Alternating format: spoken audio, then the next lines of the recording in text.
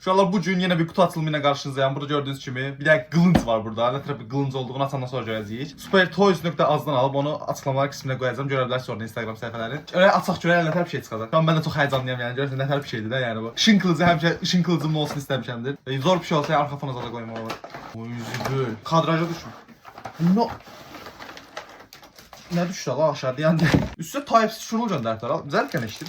Zübülək olsun. Bu nədir la? Ya çıxardım ha. Ola buna var ya. Bu ne la? Tema. Bu nedir bu? Ne kadar çıkır bu? Bu ışık yanmır. Ne kadar asılır şu bu? Ne vermek lazım tam olarak?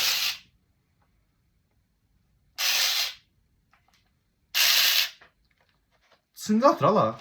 Diyan. Oha tema diyan. Bak burasına basırsan. Bak burasına basırsan burası singatır bak. Şöyle. Zor da la bu ışık yanmır la. Işıklı olsun xahiş edirəm ne bu ne la üstü bırakı. Işığı rənglə. Aha rənglə dəyişir sən öl.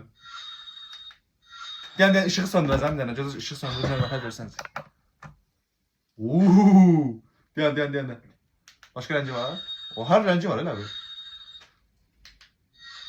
Kırmızı. Kırmızı saqqa şeydir axı. Ne var deyən ha? Arxa fona da qoymaq olar ya bunu ha. Bu RGB. RGB daha doğrusu. Tüstü bırakır. Bu niye tüstü bırakır? Şu yandırma la. Yan. Bak bir yere vuranda şey ses çıkardı. Kılıç ses çıkardı bak.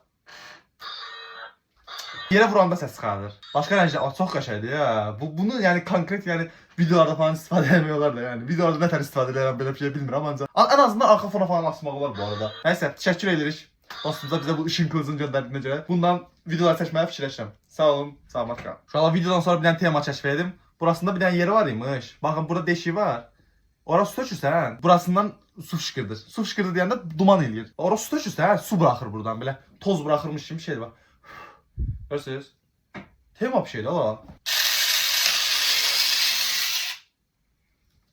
Like atın. Tez edin like atın yoksa gələrəm ora.